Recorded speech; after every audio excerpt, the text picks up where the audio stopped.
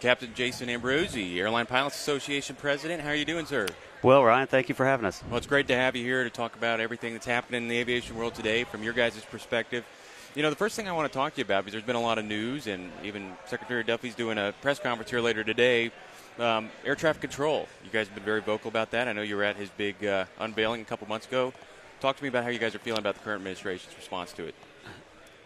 Look, it's been a Band-Aid approach for years. They allocate a certain amount of money to fix the system, and every time that money ends up maintaining the old instead of doing what it was intended to start doing new. I mean, the Next Gen Advisory Committee, which I'm a member of, that's been around for 20-plus years trying to do Next Gen. Next Gen is past Gen now. Right. So it's time to do the right thing and allocate the resources.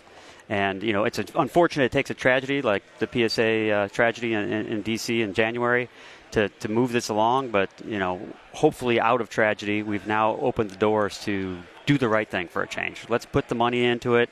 You know, I share the concern that Secretary Duffy does that right now it's front and center. We've gotten, you know, $12 billion-ish allocated now, but we're hopeful that a year from now, 2 years from now, that people don't say, yeah, it's not as exciting as it was, or it's not as important as it was in 2025, so it starts taking a back burner, right? Yeah. The amount of money they need in total, Ryan, is like 2 weeks of interest payments on the debt. This is not, it's all a lot of money, right? Yeah. But it's not a lot of money when you consider everything else to do it right. The U.S. is the leader in aviation. We shouldn't be the laggard in our air traffic control system. We need to get our men and women in air traffic control the support they need to do this job the right way. Yeah. So obviously you're ALPA's president now, but you're still a pilot, right? Yes. And how long have you been out on the line?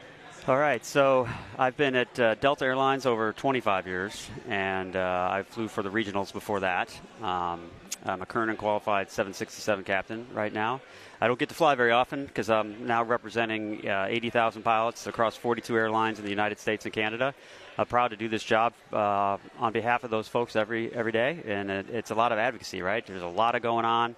ALPA is not just a pilots union. We are the #1 largest non-governmental aviation safety organization in the world. Our safety department is larger than any other department. So we're out there advocating for a lot of the safety improvements you have on airliners today. Are a result of our advocacy over the years. You know, we say our rules are written in blood. Well, it's our pilots that are on the front line of that. Yeah, oh, great.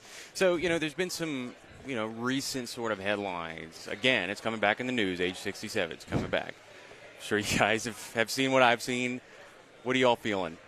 Well, look, Jason doesn't set any policy. Jason just does the work of the pilots. Right. So our pilots, and more than a supermajority of our pilots, feel that their age should not change. Even more believe that it should not change without a study, some look at it, right? Because changing it today is an arbitrary change. No one has done any homework on it. No one's looked at it and said, yes, it's safe to go to 67, whatever, pick an age, right?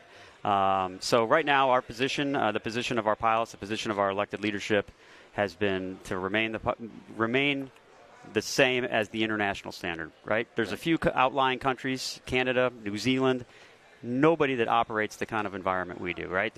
We do 40,000 flights a day, you know, in this environment, and they wouldn't be able to touch international airspace. So even Caribbean, Mexico, in Canada, they have the problem of if they're flying to Toronto, they have to go way around. They're not allowed to go over United States airspace because that's an ICAO rule. So it creates a headache. All our international wide-body captains wouldn't be able to continue flying international wide-body captains. So what do? Do they sit home and get paid? Do they get to downgrid? What do they do? So at this point, status quo is what our members think, and it's not just arbitrary. It's because of all the things I talked about. All right. So let's talk a bit, you know, something ALPA's been very vocal about recently, single pilot operations, reduced pilot operations. Airbus, EASA has been pushing this. I know it's changed recently. Talk to you a little bit about that and what you all have seen. Yeah, Ryan, I'll tell you the push for single pilot crews has been a big one. Airbus had hoped to have a 350 that would be two pilot end to end, even when it should be augmented crews with 3 or 4 pilots, and that one pilot would be in the flight deck while the other pilot is out resting in the back. So it's, you know, they don't like it when I say it's single pilot operations.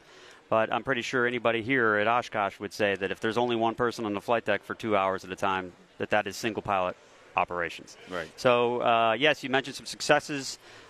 We've partnered with FALPA, the International Federation of Airline Pilots, as well as the European Cockpit Association to shed light on this. And it's had some successes. A new front-leaning director at EASA has said, hey, look, we need to focus on safety with the current crew complement before we even consider anything else. So we're keeping our foot on the gas because it's never going to go away. It's about economics. As much as they want to say taking pilots out of the flight deck is about safety, it's about economics. I can assure you that pilots are the most reliable piece of technology on that airplane, and that technology does fail all the time, whether it's in an airplane or somewhere else. Look how often your iPhone has to do an update, right? So we need to make sure that the technology supports the pilots in that critical thinking that only humans can do. Yeah. So, I want to talk to you a little bit about, you've been in this industry, pretty long time, and now from a 30,000-foot overview representing almost 80,000 pilots, do you think we're still in a pilot shortage? Yeah, look, so not in the United States. Yeah.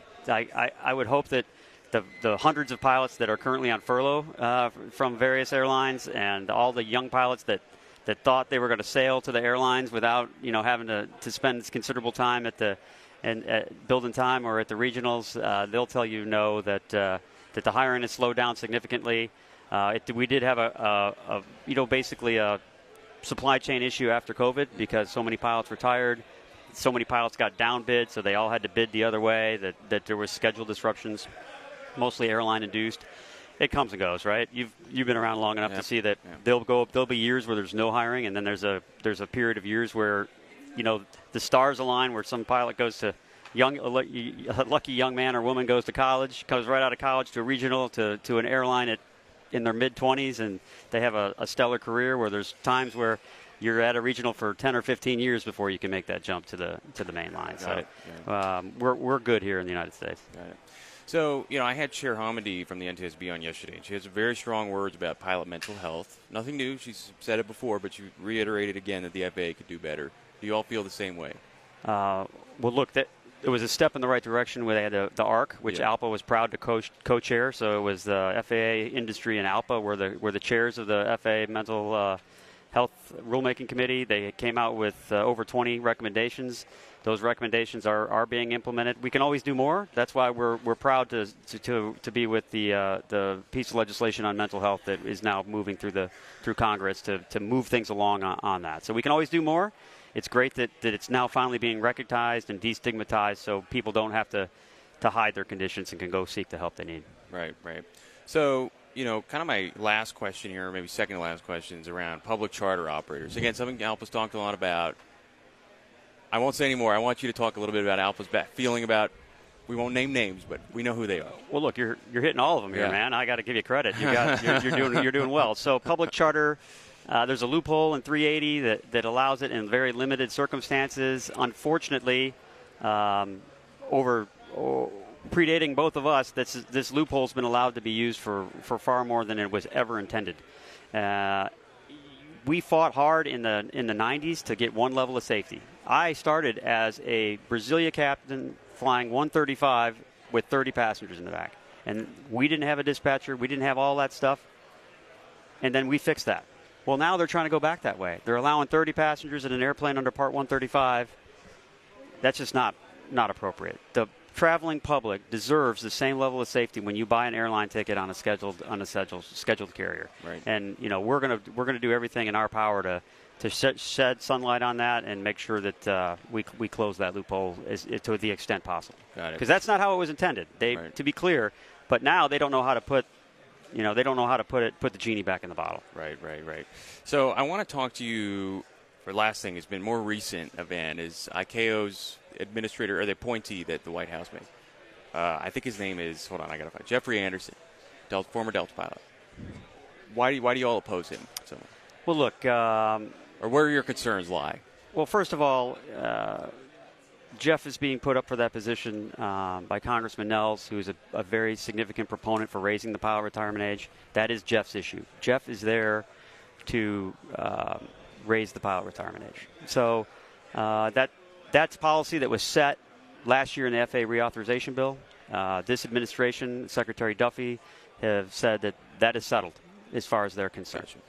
But they're trying to reopen this debate. So Jeff didn't come into ALPA to try to change ALPA's policy. They didn't go try to study or collect data. They just went VFR direct for his term here. There you go. To Congress and try to represent themselves as ALPA pilots that want to raise the age and so on. So our members have significant heartburn with that, and Mr. Anderson, we need an ICAO ambassador that is there for the right reasons, not to be there on a single issue to go back to their constituents and say, yeah, we changed something that was already settled. Gotcha. So before we head out here, I want you to talk about, again, you've been a pilot a long time, you've been a professional pilot, now running the world's largest pilot union. What message do you have to the next generation of pilots? Stay engaged, right? So being a pilot has to be about, especially an airline pilot, has to be about the love of the job. If you get into it because, look, I take pride in the contracts we've negotiated. Right. When I was at Delta, we've led the industry and getting our members what they deserve, right? So people look at that and go, oh, yeah, I want to do it because of the travel, or I want to do it because of the pay, or I want to do it because... No, you got to do it because you love it. And stick with it because you love it, because there's going to be bad times. I was furloughed. I went through a bankruptcy. I lost my pension, but I love it. So I stuck with it. A lot of pilots end up getting out of it. So do it because you love it. Stay engaged. When you get to wherever you go as a carrier, your airline, be part of your union. Get involved. Make a difference. If you don't like something, that's why our organization is so good. You get involved and you change it. So get involved, be engaged, make the industry better, and be part of it. So that's great. That's what I got for you.